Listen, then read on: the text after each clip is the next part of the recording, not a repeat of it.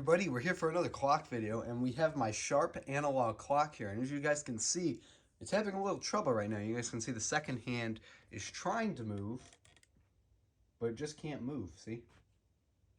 Well, this is a sign of battery exhaustion, so what we're going to do is we're going to change the battery on this clock.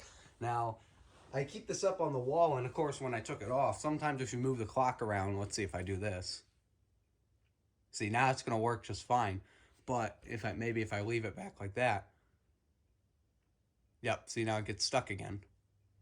So as you guys can see, that is a sign of battery exhaustion, meaning we need to replace the battery. So this clock just takes a AA battery. It's got an Energizer battery in here. This is the battery the clock came with when I bought it from the estate sale for like $5. Literally bought this for $5, and now as you guys can see, now it's not going to move because there's no power. So we got a brand new Westinghouse AA battery. So we just got to put the negative side here and the positive side there, and boom. Look at that power. Look how much faster. You guys can see a difference now. A lot more power to that second hand, therefore allowing the clock to run.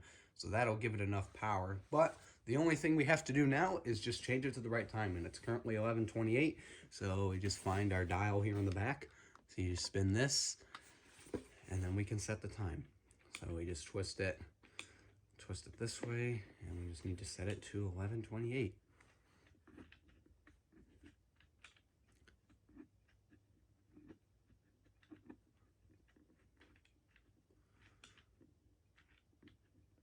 This was a pretty basic clock I came across when I went to an estate sale. It's very nice overall, and I figured it'd be a nice little addition. I know it's nothing too special, unlike my chiming clocks, but it's something, that I can have in my collection.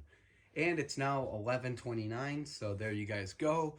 So there's replacing the battery on this awesome Sharp analog clock. So hope you guys enjoyed the video. Thanks for watching. I'll see you guys next time. Goodbye.